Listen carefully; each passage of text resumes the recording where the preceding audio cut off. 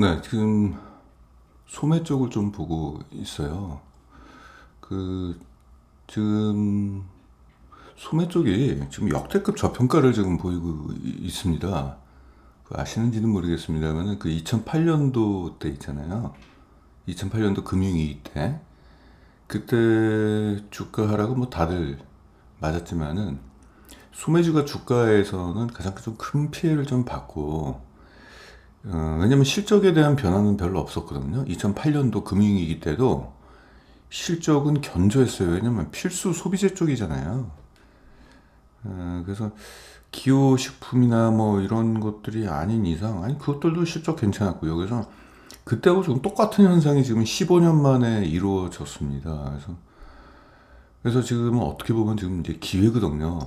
근데 이런 지금 소비재 종목이나 이런 것들이 주가가 안 올라가니까 좀 짜증이 나고 좀 이제 그러시는 분들이 좀 있는 것 같아요. 짜증 내시는 분들이 있더라고요. 뭐 맨날 저평가냐 뭐 이러는데 그때도 그랬어요. 금융위기 때. 금융위기 때 한 1년 몇 개월 동안은 저평가했죠. 그러니까 이제 그걸 이제 버티시면은 이제 좋은 결과가 있는데 그러면 오늘은 좀 편의점주로 좀 말씀 좀 드릴게요. 지금 소매업종은요. 금리가 높아지니까 사람들이 지갑을 닫는다. 이제 그런 얘기는 좀 많이 듣고 있잖아요. 근데 실제 실적이 굉장히 크게 나빠진 기업들은 그렇게 많지는 않아요. 물론 그런 기업들은 걸으면 되는 거니까. 근데 중요한 건 이제 실적에 대한 피해보다는 주가에 대한 피해가 너무 컸어요, 지금. 그래서 기업 가치 대비 지금 너무 과소평가를 받고 있습니다. 소비재 업종 쪽에서. 나중에 시장이 이제 금리가 이제 정상화되고 모든 것들이 이제 제자리를 찾아갈 때 어떤 것들의 주가가 이제 움직임이 클 것이냐. 2차 전지가 그러겠습니까? 자동차주가 그러겠습니까? 전력이 그러겠습니까? 뭐가 그러게 반도체가 그러겠습니까? 그래서 전반적으로 볼 때 지금 역대급 저평가예요. 그래서 이쪽을 좀 우리가 관심 종목이라도 올려놓자. 지금 당장 뭐 사자라는 어떤 말씀을 드리고자 말씀드리는 건 아니고 관심 종목이 올려놓고 올해 하반기 정도의 이제 금리 인하 그런 어떤 기대감, 지금 그 기대감은 있잖아요. 그래서 소식이 올려오게 된다면은 소매 쪽에 좀 관심을 좀 가져보자. 그 중에서 뭐 소매 여러 가지가 있겠지만 편의점 쪽의 실적이 현재 견조해요. 5월달 데이터를 봤는데 편의점이 괜찮습니다. 편의점, 슈퍼 이런 쪽 필수 소비재 쪽이죠. 그래서 지금 현재 우리나라에 상장되어 있는 편의점주는 뭐 대표적으로 CU, 그죠? BGF 리테일이 있고요. 그리고 GS25인 그 GS 리테일이 있고요. 이 두 개의 종목을 보겠습니다. 이 두 종목에 공통점이 있어요. 2024년도 실적이 사상 최대 실적이 전망이 돼요. 근데 주가는요. 주가가 너무 싸니까 PR이 역대 상장일의 최저 PR입니다. 그래서 오늘 이 부분을 보시고 여러분들께서 한번 직접 판단 한번 해보시기 바랍니다. 이것은 뭐 저의 의견이 아니라 시장에 드러난 팩트를 제가 이제 가지고 와서 여러분들께 이제 말씀을 드리는 거기 때문에 투자는 여러분들이 직접 하셔야죠. 제가 추천하는 건 아닙니다. 제가 제목은 이렇게 잡았어요. 불황에 강한 편의점. 지금 경기 침체라고 얘기하잖아요. 경기 둔화. 경기 침체, 경기 둔화에도 과거에는 금융위기 때에도 편의점 실적은 떨어지지가 않았습니다. 지금 지금 경기 둔화를 얘기하고 있잖아요. 경기 침체를. 그래서 이제 사람들 물건을 잘 안 살 것이다라는 거 오해가 있잖아요. 근데 편의점주는 그럼에도 불구하고 실적이 좋습니다. 볼게요. 5월 달에 유통업체 매출 동향을 갖고 왔고, 이 자료는 산업통상자원부하고 IBK 투자증권의 자료를 캡처해서 갖고 왔습니다. 전년 동월 대비 이제 실적 좋아진 거 보면은 편의점주가 4.1%가 증가했어요. SSM은 그 이제 기업형 슈퍼마켓을 얘기하는 건데 GS25가 이쪽에 강점을 보이고 있기 때문에 GS25, GS 리테일이 좀 좋아 보입니다. CU는 일단 슈퍼는 지금 없잖아요. 그래서 그런 것들 이제 비교해서 보시면 되겠고 대형 마트 쪽이 주머니를 좀 이제 닫는 게 이제 대형 마트 쪽이었어요. 그렇죠? 불황에 강한 이유를 좀 갖고 오겠습니다. 이 자료는 GS25 쪽에서 오프라인 쪽에서 이제 그 어떤 강연회를 했을 때 그 화면을 그냥 캡처해서 갖고 온 겁니다. 불황에 강한 이유를 말씀을 드리자면 이게 지금 연령대별인데 10대, 20대, 30대, 40대가 있습니다. 모두 목적 구매예요. 그러니까 이 꼬맹이들은 학교 갔다가 학원 가면서 중간에서 삼각 김밥 사 먹느라고 편의점을 이용하잖아요. 간단한 식사 목적, 근접성 좀 크게 보겠습니다. 20대 목적성 구매, 30대 당연히 필요한 물건을 사러 가죠. 40, 50대 급하게 필요한 아이들이나 뭐 이런 것들 있잖아요. 가만 생각해 보십시오. 우리가 편의점에 가는 이유를 보면 저는 그래요. 예를 들어서 라면이 떨어졌네? 그럼 라면을 사러 그 목적을 위해서 갑니다. 야, 오늘 일도 많이 했는데 자기 전에 캔맥주 한잔 할까? 캔맥주 사러 갑니다. 이런 목적 구매잖아요. 그쵸? 그리고 뭐 형광등이 좀 불이 안 들어온다고 형광등 사러 동네 전파사 없으니까 편의점 가서 사고 뭐 다 그렇지 않습니까? 여러분들이 이제 기억을 떠올려 본다면은 자 보시면은 여기 글씨가 조금 이상해졌네요. 네, 이게 지금 편의점은 충동 구매가 거의 없는 그냥 뭐 백화점에서 우리가 뭐 살까 하면서 아이 쇼핑하러 다니는 건 아니잖아요. 충동 구매가 거의 없는 필요한 상품을 사는 목적 구매가 있기 때문에 불황이 강하고요. 두 번째, 객단가가 7,000원밖에 안 해요. 한 번 가면은 이제 소포장으로 갖고 오는 거. 그쵸. 그, 사발면이나 뭐 거의 뭐 맥주 뭐 이런 거 담배 사고 뭐 이런 거잖아요. 그 거리가 가깝잖아요. 5분 거리고 24시간 특징을 갖고 있죠. 따라서 편의점 가격은 좀 비싸긴 합니다. 그죠? 다른 데 할인 매장보다. 그런데도 불구하고 우리가 이러한 지근거리라는 거, 그리고 24시간 한다라는 이러한 쪽의 가치 부여가 제대로 일어나고 있기 때문에 가격이 비싸더라도 가치가 더 좋다라고 느끼는 겁니다. 그래서 가격 민감도가 낮아요. 비싸더라도 산다는 얘기죠.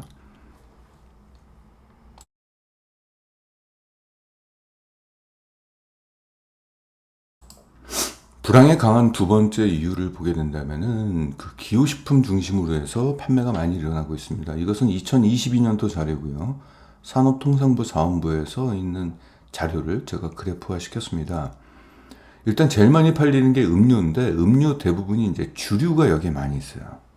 그래서 이제 뭐 30대 연령층한테는 편의점이 술창고라고 얘기를 합니다. 그리고 무려 40%가 담배예요. 그러면 술과 담배 경기가 안 좋다고 그래가지고 술 담배를 끊거나 줄이거나 그런 그런 다짐을 하시는 분들은 많은데 실제 그렇지 않죠. 그리고 최근에 재미있는 통계가 하나 나왔는데 이 주머니 사정이 안 좋으니까 편의점의 술 매출이 증가했습니다. 왜냐하면 친구들을 안 만나고 집에서 그냥 혼술하는 사람들이 많아졌다는 거예요. 그래서 오히려 경기 불황에 술 매출이 증가했다는 거. 이제 그런 부분이 있습니다. 그래서 이런 것들 때문에 사실상 경기 불황에 영향을 안 받는데 이 투자자 입장에서 보면은 뭔가 불황에 편의점 실적이 안 좋을 거다. 투자 심리가 안 좋은 거죠. 그러니까 실적은 좋은데 심리만 안 좋아지는 그런 영향을 받았다라는 것. 이런 것들이 있습니다. 또 하나 이런 부분이 있어요. 야, 요즘 이마트가 실적이 막 떨어지는 거 보고 충격이다. 쿠팡한테 밀릴 줄은 진짜 꿈에도 생각을 못했다. 10년 전에. 어떻게 이마트란 공룡이 쿠팡이라는 웹사이트한테 그냥 밀리냐 이거죠. 이걸 보면서 오프라인에 있는 어떤 이런 편의점이나 이런 것들도 이커머스하고 왠지 얘희들한테 잠식당할 것 같다라고 얘기하는데 절대로 경쟁 관계가 아닙니다. 다시 말씀드리자면은 인터넷에서 술 담배를 삽니까? 아니면은 이 지근거리 24시간 영업 특징 5분 거리잖아요. 5분 거리. 제가 슬리퍼를 신고 엘리베이터 단추 눌러가지고 내려갔다가 그냥 갔다가 사오면 5분밖에 안 걸리는 만약에 상징적으로 5분 10분 거리잖아요. 그걸 인터넷 쿠팡이 어떻게 이겨요? 다른 쪽 측면으로는 또 이커머스가 강한 게 있는데 그래서 편의점은 이커머스하고 경쟁 관계라고 볼 수가 없고 전혀 다른 차원의 그런 그 어떤 소매라고 좀 보시면 되겠습니다. 최근에 이제 뭐 여기까지 온 거 다른 것도 볼게요. 시장 규모를 볼게요. 온라인 유통이 커졌죠. 그렇죠. 전체 50%를 넘어서고 있습니다. 그 안에서 이제 편의점하고 백화점보다 편의점이 더 커요. 그렇죠. 대형 마트가 있는데 대형 마트가 지금 실적이 좀 안 좋죠. 슈퍼가 요즘 잘 된다고 합니다.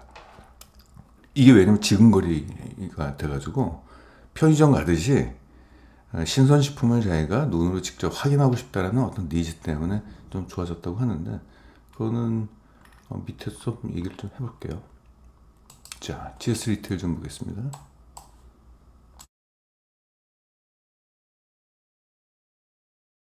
GS 리테일은 지금 GS25, GS24인가요? GS25인가요?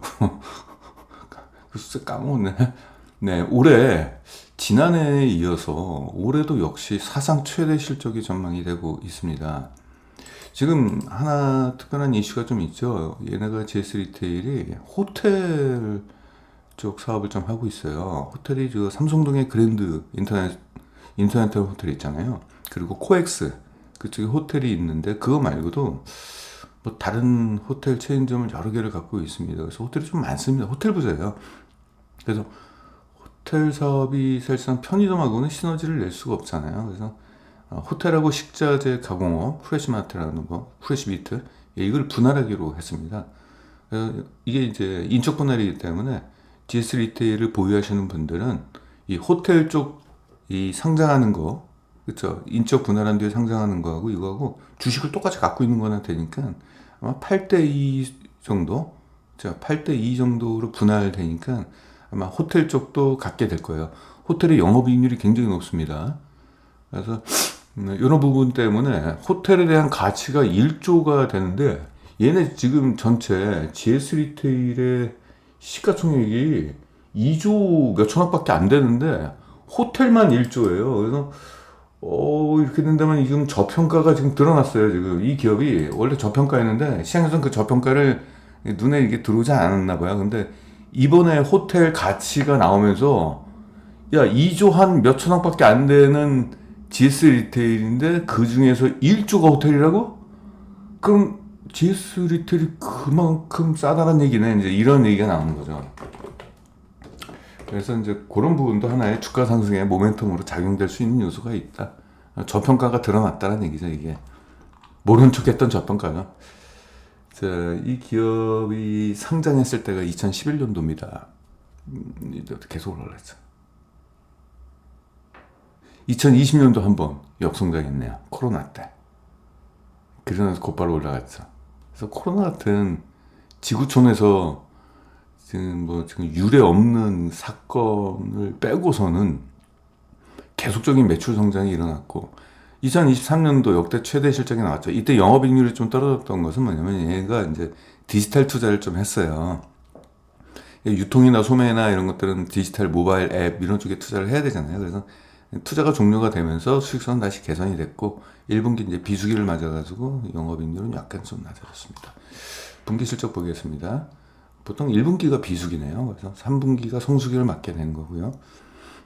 매출액이 5%가 증가했어요. 1분기 때.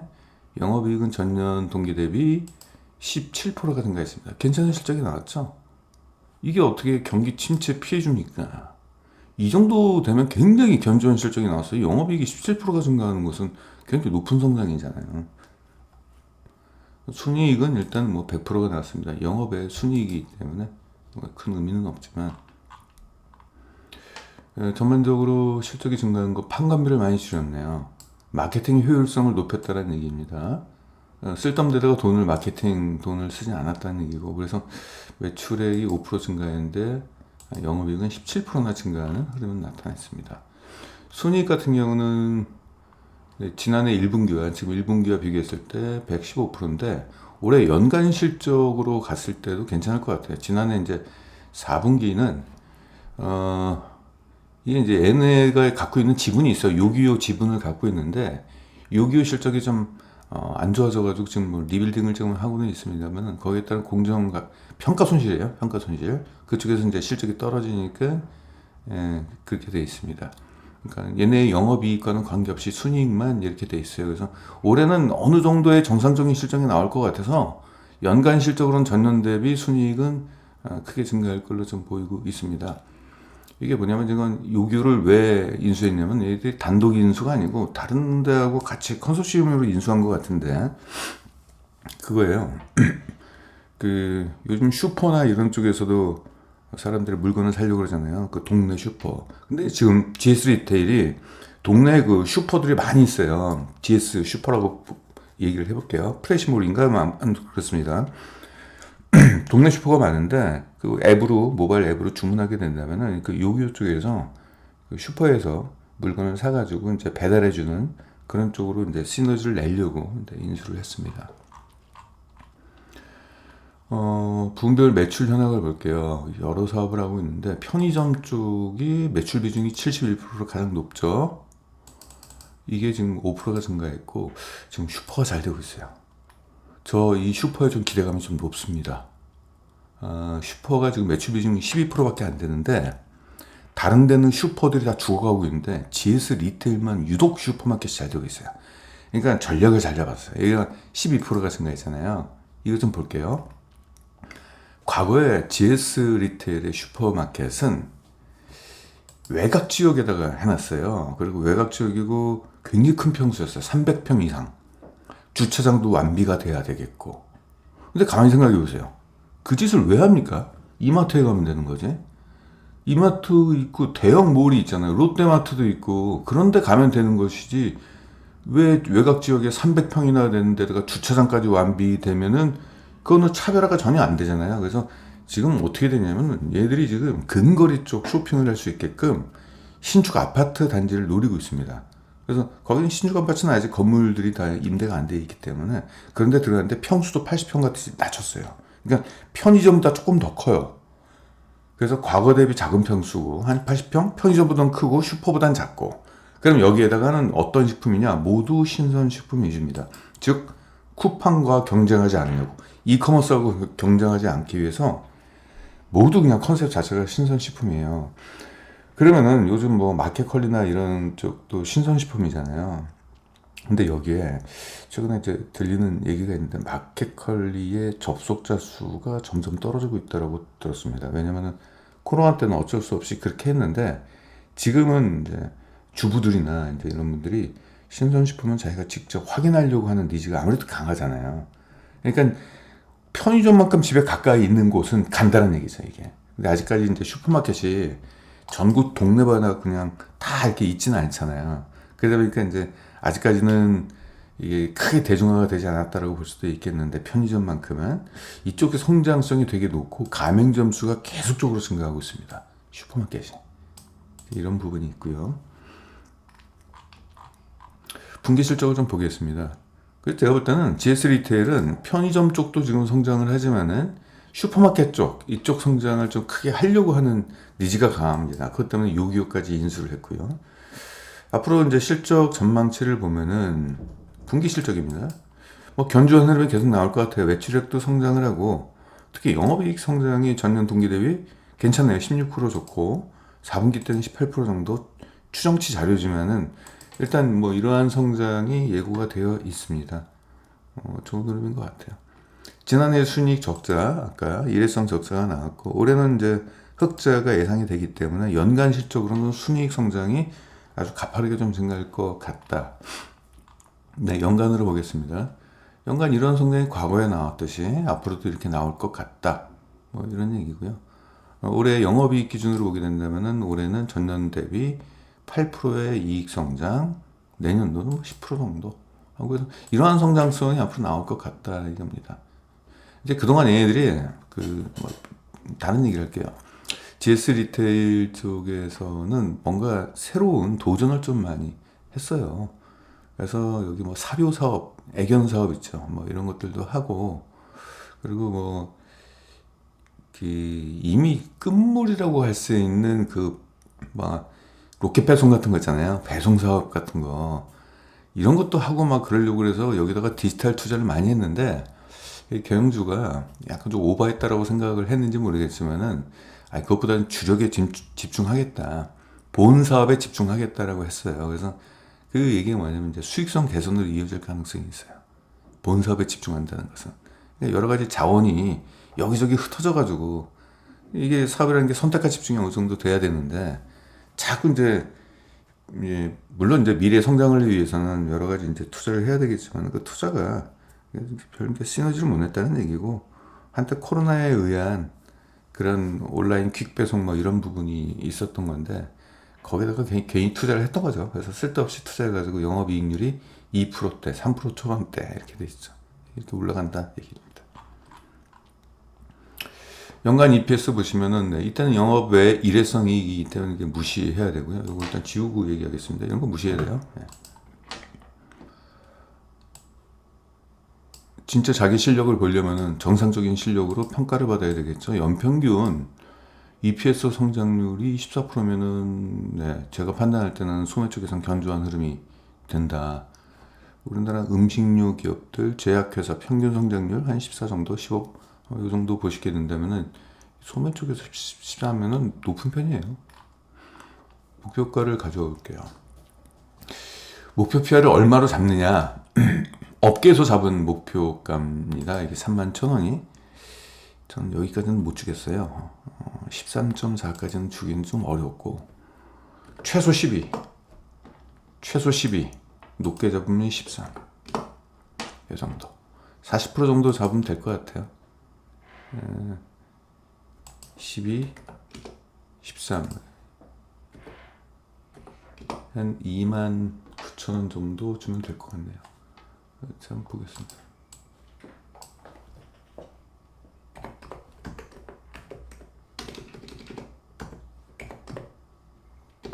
왜 이래? 지금 여기에 있어요, 주가가. 여기에 있어서 적정 주가를 잡기가 굉장히 좀 어려울 것 같네요. 업계 적정 주가를 다시 한번, 목표가를 다시 한번 보겠습니다. 다 31,000원이 넘어가네요. 13.5 정도. 네, 다 이렇게 주네요. 근데 이렇게 되면은 그 기관들이 팔기 전에 우리가 먼저 팔고 나와야 될 거 아니에요. 그래서 12.5로 일단 하면 좋을 것 같아요. 29,000원 정도 보시면 될 것 같아요. 29,000원 정도. 29,000원 그러면 여기밖에 안 돼요. 이때는 뭐 코스닥 열풍 불어가지고 막 올라갔던 거고. 이 정도면은 적정 주가로 봐도 될 것 같아요. 29,000원 주차 들어보겠습니다. 29,000원 한 요 정도. 뭐 그 이상 올라가면 좋겠지만 그러면은 코로나 터져가지고 주가가 퉁 터졌을 때 여러분 생각하실 때 코로나 때보다 지금 못한 주가잖아요. 그쵸? 지금 이해가 안 되죠 이게. 근데 앞으로 이제 성장성을 고려했을 때 연평균 14라고 한다면은 목표 PR을 12 정도 주는 게 맞아요. 이 성장성에 대해서 안 나올 수도 있다라는 그 불확실성, 그 부분에 대해서 20%를 차감하는 거죠. 그래서 성장률을 20%를 차감한 80%를 가지고 보면은 이게 14가 아니라 12로 가정해서 PR을 12로 주겠다는 얘기인데 업계에서 하도 그렇게 좀 욕심을 내고 있으니까 거기다가 0.5를 약간 더해서 말씀드린 겁니다. 목표가는 정답이 아니기 때문에 개인적인 약간 견해가 들어갈 수 있는 요소니까 여러분들이 그렇게 좀 보시면 되겠고, 과거에 이제 주가의 흐름을 봤을 때 증권가는 그런 것 같아요. 2016년도에 기록한 가장 낮은 PR, 이때가 13.4가 가장 낮았거든요. 이걸 가지고 적용하는 것 같아요. 13.5. 13.5로 잡는 게 바로 그것 때문에 그런 건데, 전 약간 좀 낮게 잡겠습니다. 그래서도 올해 남은 6개월, 5개월 그 사이에서도 높은 기대 수익률이 있고, 굳이 올해가 아니라도 내년도에 충분히 팔 수 있고, 그래서 내년 이맘때 매도하게 된다면은 중간 가격인 한 55%에서 60% 정도 사이에 수익을 낼 수 있을 걸로 좀 보이고 있습니다. 결국 주식은 시간 싸움이죠. 시간은 금이다라는 말이 맞습니다. 시간을 투자를 해야지 돈을 번다라는 얘기죠. 그 시간과 수익률과 맞바꾼다라는 얘기예요. 그래서 많은 분들이 너무 단기에 주식에 수익을 내려고 하시는 분들인데 그건 요행입니다. 어떻게 그럴 수가 있어요. 단기에 어떻게 10%를 벌려고 노력을 합니까? 이 세상에 그런 투자가 어디 있어요? 근데 주식은 그게 가능한 게 보이잖아요. 옆에 있는 종목 뭐 오늘 막 20%씩 올라가고 그런 거 보면 가능해 보이는데, 투자를 그 20% 매일 먹기 위해서 투자를 감행한다는 것은, 이거는 너무 욕심이 큰 거예요. 그런 요행은 좀 아닌 것 같고, 그냥 우리는 이 실적이 견조하고 또 성장하는 기업이 주가가 할인된 가격에 있을 때 그 주가가 그 정상적인 주가로 올라갈 때까지 그 시간 필요한 거 있을 거 아니야. 1년 안에. 뭐 그 중간에 테마나 뭐 다른 것들이 걸려가지고 갑자기 주가가 급등할 수도 있겠지만은, 그래서 한번 들고 한번 가보시는 게 어떻겠냐, 이렇게 제가 뭐 제안을 좀 드립니다. 또 하나 BGF 리테일 볼게요. 2024년도에도 이 기업 역시도 사상 최대 실적이 전망이 돼요. 아까 GS 리테일은 약간 기업 차이를 볼게요. 얘들은 호텔 사업도 하고 뭐 그러잖아요.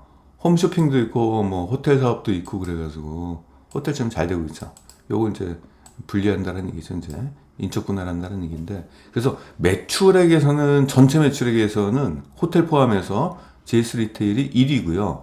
BGF 리테일은 순수 편의점만 놓고 계산했을 때는 이제 1등 기업이고, 그래서 업계에서는 BGF 리테일을 조금 더 이게 쳐주는 경우가 있습니다.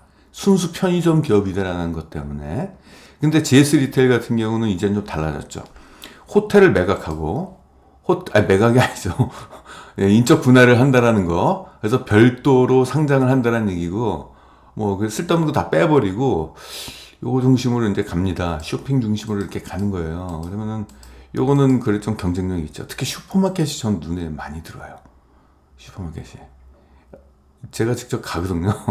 왜냐면은 저 차를 몰고 저기 롯데몰까지, 이마트까지, 이런 데까지 가는 것도 너무 번거로워요. 차를 가지고 가서 거기다 막 다시 차를 찾아가지고 막 나오고 불편하단 말이죠.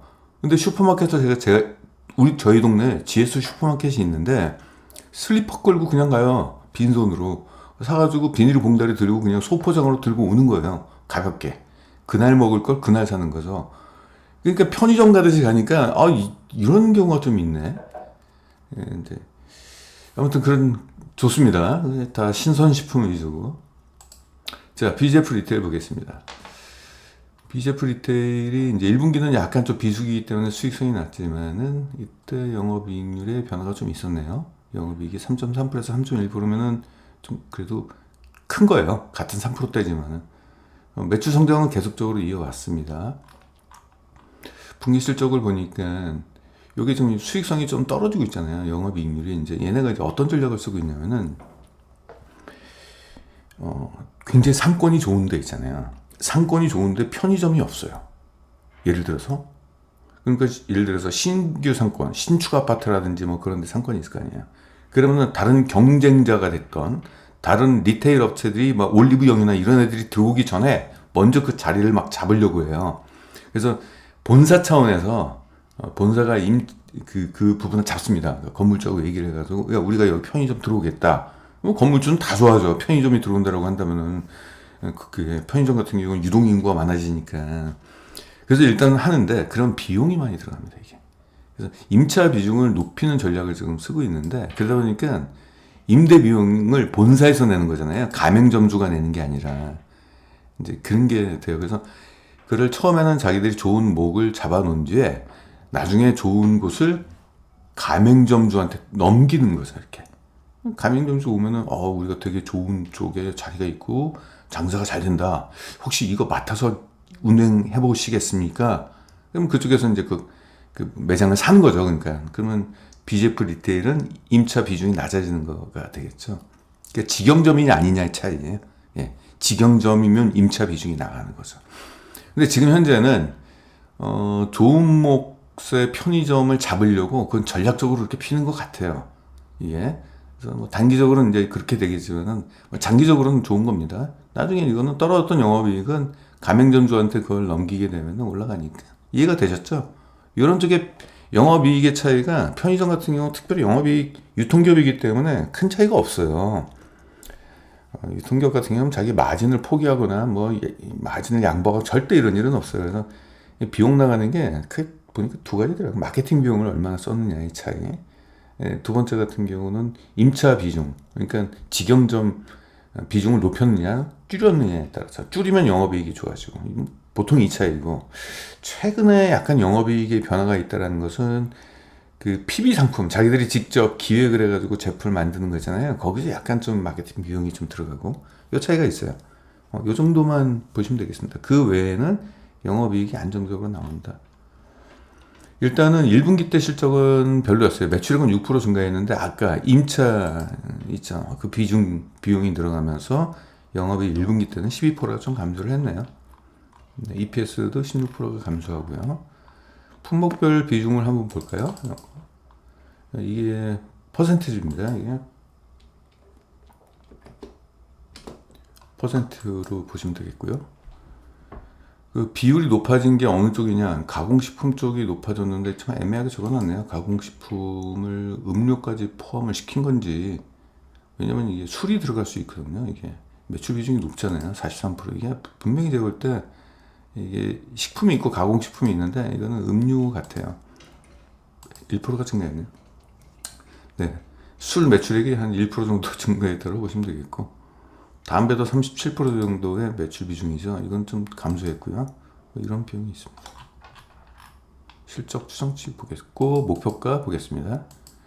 자, 1분기 때는 좀 안 좋았는데 2분기 때부터는 괜찮아지고, 3분기 때부터 하반기부터 좋은 실적이 나올 것 같다, 뭐 이런 얘기입니다. 2분기까지는 임차료 부담이 좀 있는데, 그 다음부터는 임차료 부담이 좀 낮아지면서 괜찮아질 것 같다. 뭐 견조한 실적이 나올 것 같아요. 편의점은 실적에 대한 변동성이 높지는 않아요. 다만 지금 기회가 된 게, 지금 15년 만에 지금 이 소매 쪽이 최악이거든요. 지금 주가가. 편의점도 그 영향을 좀 받았어요. 그래서 그러다 보니까 우리가 굉장히 좀 싸게 살 수 있는 기회가 있는 거, 그것이 포인트죠. 성장하는 기업은 아니고요. 이익 성장률이 올해 한 4% 정도 성장, 내년도가 좀 높게 올라가네요. 이런 부분이 좀 예상이 되고, 연평균 11%씩의 EPS 성장이 전망이 되고 있고, GS 리테일과 비교해 볼까요? GS 리테일은 연평균 14%, 조금 더 높네요. 11%, 14%. 결국 성장률 가지고 이제 평가를 해야 되는 거거든요. 그렇잖아요. 뭐가 더 좋다 나쁘다, 이것은 개인적인 견해가 들어갈 수 있지만은, 이 성장률 역시도 나중에는 또 변동이 될 수도 있겠지만, 지금 시점에서 투자 매력도 측면에서 봤을 때 어떤 기업이 더 매력적이냐를 봤을 때 성장률로 일단 평가하는 게 좀 맞는 것 같아요. 그렇게 된다면 지금 현재는 점수를 줄 때는 GS 리테일 점수를 좀 더 줘야 될 것 같습니다. 근데 이제 적정 주가를 계산할 때 그 누가 더 싼지 또 그것도 평가를 해야 되겠잖아요. 요거는 네, 일단 여기에다가 0.5를 더 줘야했는데, 성장률에다가 0.5를 더 줘야했는데, BGF 리테일은 PR을 15로 줬어요. 이거는 증권가가 이제 개인 투자자를 뒤통수를 치는 요인 중에 하나가 목표가를 가지고 좀 장난을 치는 경우가 있는데, 저는 이거는 절대로 인정을 못합니다. 왜냐? 성장률이 11밖에 안 되는데 목표 PR을 성장률보다도 무려 50%가 높은 15를 준다고요? 말이 안 되는 얘기야. 이건 얼마죠? 9 줘야 돼, 9. 9 줘야 돼, 9. 이 성장률에 대해서 20% 할인된 각.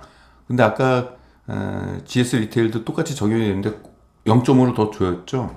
9.5로 줘야지 정상이에요. 근데 이거는 좀 아닌 것 같아요. 근데 기업 가치라는 게 있으니까 저도 조금 양보해가지고 가장 낮은 가격을 일단 제시하겠습니다. 12 여기. 이 PER 중에서 2022년도 가장 낮은 PER 12를 제시해요. 15점 몇은 제가 볼 때는 웃음밖에 안 나옵니다. 그거는 아니에요. 요즘 BGF 리테일을 추천하는 증권사가 되게 많아요. 그러니까 그게 좀 의심스럽다는 얘기죠. 좋은 걸 왜 그렇게 열심히 추천할까가 좀 의심스러워요. 추천하면서 주가 떨어지는 거 보세요. 지들은 팔면서 추천했잖아요. 네. 계속 추천했어요. BGF 탑픽이라고 해가지고. 웃긴 게 GS 리테일보다 BGF 리테일 추천을 더 많이 했습니다. 이거 왜 떨어지겠습니까? 기관들이 팔아가지고 그렇잖아요. 연기금이 죄다 팔았네요. 연기금이. 볼까요? 연기금은 계속 팔았네. 기관들 계속 팔았잖아요. 기관들. 그러면서 계속 추천하잖아요. 그러니까 저는 그 행태가 추천을 누구한테 하는 겁니까? 추천을? 애널리스트가 기관 투자자들 보고 추천해요? 기관 투자자들끼리는 지들끼리 따로 연락해요. 지 고객들은 따로 이메일로 연락하든 전화로 연락하든 밤에 그냥 횟집에서 만나가지고 얘기하든 다 해요. 왜 뉴스에다가 나와가지고 시장에다가 떠드냐 이거죠. 개인들 보고 추천하는 거잖아요. 근데 지들은 팔고 있죠. 그러니까 이게 목표가를 처음부터 터무니없는 목표가를 제시하고 나서 지들은 팔고 있다라는 게 이런 말씀에서 뭐 하겠지만 모두 지옥 관론 같아요. 예? 네, 17만, 네, 이 정도. 15.4네요, 15.4. 자, 말이 안 된다는 거 말씀드릴게요. 이 PR은요, 성장률을 넘어서면 안 돼요. 그럼 고평가가 돼요. BGF 리테일 목표가는 터무니없는 목표가예요. 성장률보다 더 높은 고평가를 목표가로 잡았다는 거. 의지를 엄청 많이 갖고, 그러니까 목표 PR은 뭐가 돼야 되냐면은 적정 PR이라는 컨셉이 돼야 돼요. 적정하다. 지나치면 안 된다. 이것은 지나친 가격이에요. 왜냐? 연평균 성장률의 11%가 나온다라는 게 시장의 전망치지만 이 시장의 전망치를 추정하는 애널리스트는 이 BGF 리테일에 어떤 게 있다? 약간 선호적인 감성. 그쵸? 약간 긍정적인 측면에서 이 종목을 추천했을 거 아니에요. 그러니까 실적도 어느 정도 계산을 했을 거 아닙니까? 근데 이 실적이 안 나올 수 있다는 이 증권시장의 불확실성을 점수를 더해 주자는 얘기죠. 저는 그래요. 과거부터 보니까 항상 이런 목표가 이게 실적 성장률 보잖아요. 안 나와요, 이게. 항상 안 나왔어요. 항상은 아니지만 더 좋게 나온 경우도 있죠. 서프라이즈로 나오는 경우는 있는데 그게 이렇게 자주 있지는 않더라고요. 보통은 기대했던 실적에 좀 못 미쳤다. 이런 표현이 많습니다. 그러다 보니까 저는 이거 믿을 만한 실적이 아니다. 그래서 PR을 잡을 때 그냥 체질적으로 저는 무조건 20%를 삭감을 해버립니다. 이 성장률을. 그럼 PR이 어떻게 9가 돼버려요. PR 9. 9로 잡으면 이렇게 되는 거죠. 즉, 이 종목의 지금 주가 지금 상승 여력 1%밖에 없다는 10만원. 지금이 적정 주가고, 왜, 지금 기관들은 잘 판 거예요. 적정 주가까지 내려가게끔 팔았습니다, 이게. 이게 적정 주가라는 얘기죠. 그래도 이 기업이란 가치라는 게 있잖아요. 기업 가치란 프리미엄. 우리나라 1위라는 프리미엄이라는 게 또 존재하잖아요. 그게 무형의 가치죠. 그러면은 PR을 9가 아니라 너무 냉정한 것 같으니까 한 12 정도 주겠다. 그러면 이제 상승력이 13만 이 정도 되겠죠. 13만 5천 원 정도. 요 정도. 여기서 흔들렸네요. 예. 적정 주가인데 누가 집어 던져버렸네요.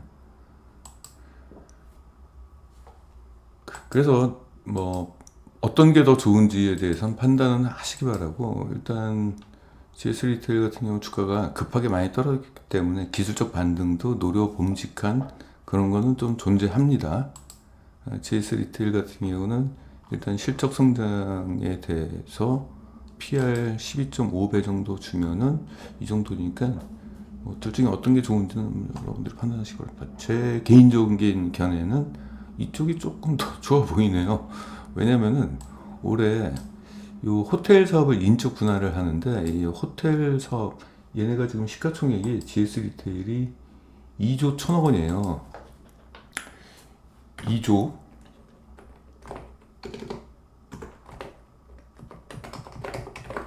시가총액이 이제 시총이.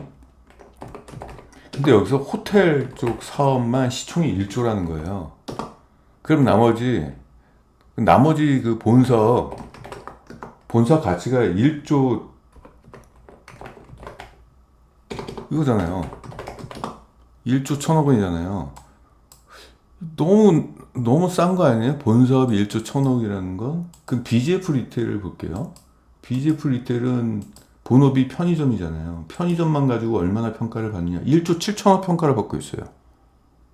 그러니까 BGF 리테일은 1조 7천억, 얘네들은 1조 1천억. 그러면 얘네가 좀 더 싼 거 아닌가 싶어요. 이게.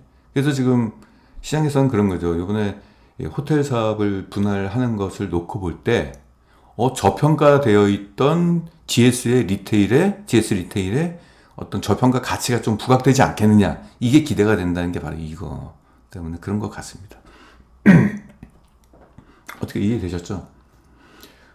제가 오늘 이 내용을 준비한 거는 지금 당장 어떤 주가가 막 반등하고 좀 막 오르는 종목을 말씀드리기보다도 차분하게 내년을 기다리는, 내년을 이제 노리면서 지금 굉장히 저평가돼서 시장에서 과소평가되고 있는 이런 기업들을 관심 종목에 좀 올려놓으시고, 뭐 여러분들 기회 될 때 투자하시게 된다면은 일단은 기본적으로 잃지 않는 투자가 될 것 같고, 높게 봐서는 뭐 40% 이상 내년까지는 괜찮은 실적이 나올 것 같아요. 금리가 인하가 된다면은 사람들의 어떤 소비 심리도 회복이 될 것이고, 실적과 무관하게 주가가 떨어져 있는 이런 기업들의 주가 상승도 기대할 수 있는 면인 것 같습니다.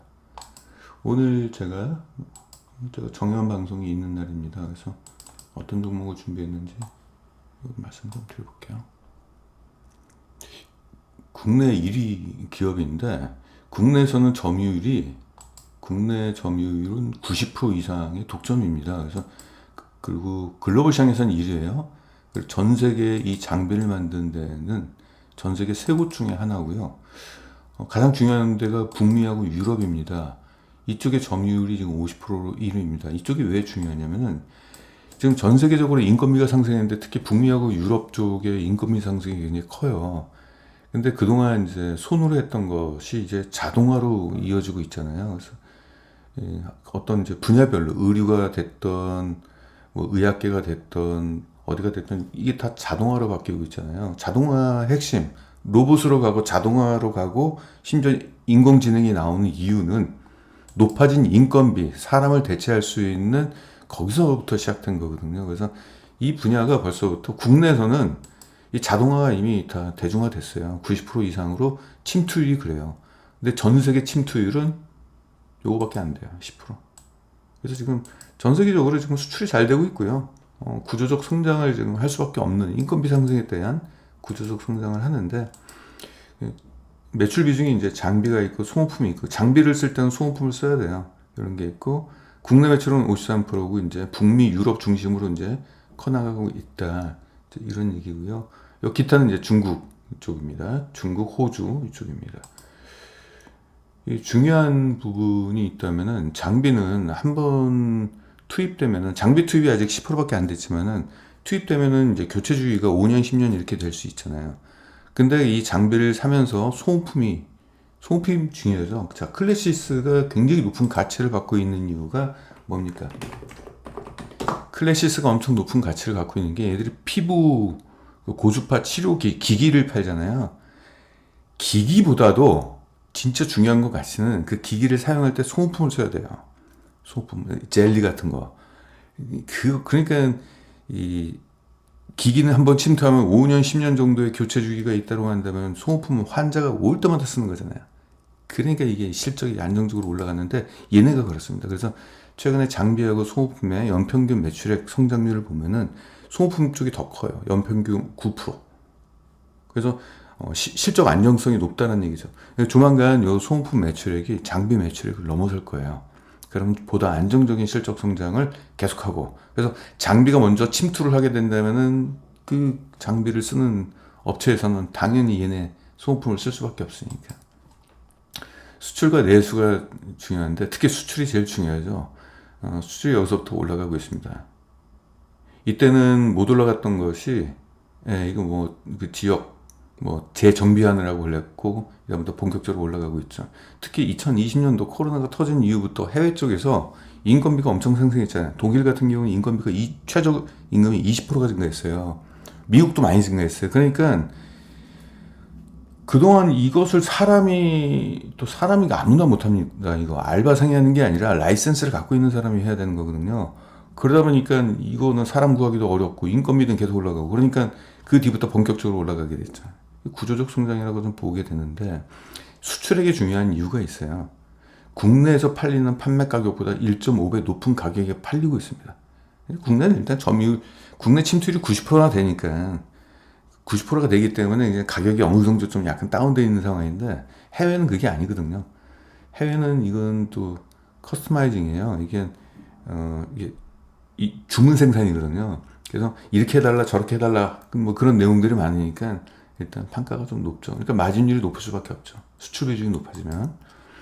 최근은 실적 계속 올라가고 있습니다. 최근에 이제 수익성까지 좋아지고 있죠. 영업이익률이 좋아진 이유는 바로 아까 말씀드린 국내보다 판가 높은 해외 매출 비중이 증가하기 때문에 영업이익률이 올라가는데 이건 구조적 성장이라고 좀 보이고 있어요.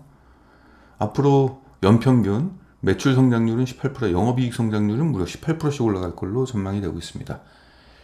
이게 지금 그 미국과 북미 쪽 이쪽의 해외 매출액이 계속적으로 개선될 수밖에 없을 것 같아요. 문화적으로 좀 바뀌고 있고 이제는 비용 부담 때문에 사람을 쓰면은 그게 더 비용이 많이 들어가는 구조가 되기 때문에 그냥 장비를 들어오는 게 더 훨씬 낫죠. 장비가 조그만 거예요. 연평균 성장률은 약 17% 성장률인데 원래는 성장률이 더 높아요. 근데 2023년도에 일회성이 이게 들어가가지고 원래 한 20몇 프로입니다. 이게 근데 단순 계산하니까 이렇게 됐는데 아무튼 그렇고 PR은 한 요 정도 주고 있어요. 목표 PR은 16배 정도. PR 10이면은 지금 뭐 저점인 것 같아요. 코로나 때 7.4로 떨어진 거 이외에 여태 떨어진 거. 목표 PR은 16배 그러면 지금 상황이 되면 이렇게 되고. 이거 장기 투자할 정도인 것 같아요. 제가 볼 때. 일단은 1등 기업이라는 거 그리고 전 세계적 글로벌 시장에서 구조적으로 성장하는 거기 때문에 장기적으로 보유하는 게 낫고요. 글로벌 1등도 뭐 경쟁사가 많은 것도 아니고 세 개 중에 하나입니다. 그러니까 경쟁사가 두 개밖에 없다는 얘기죠. 전 세계적으로. 네, 아무튼 이런 종목을 오늘 저녁 9시에 회원방송에서 진행합니다. GS 리테일과 BJF 리테일도 괜찮은 것 같아요. 특히 GS 리테일 같은 경우는 이번에 양적 인적 분할을 하면서 시장에서 뭔가 부각을 나타낼 것 같아요. 뉴스에 자꾸 나오니까 여기서 이제 약간 뭐 그런 부분이 약간 움직이고 있는데 그 뉴스가 나오면서 주가가 확 올라갔어요. 그래서 다시 조정받고 나서 이렇게 되고 있는데 그러니까 일단 주가가 크게 올라갔다는 것은 시장에서 좋게 지금 평가를 하고 있다는 얘기입니다. 비록 지금 주가가 떨어졌지만 여기서 재움직임이 일어나지 않겠느냐 이렇게 좀 기대가 되네요. 뭐 질문 없으시죠? 네, 오늘 영상은 여기서 마치도록 하겠습니다. 함께 해주셔서 고맙습니다.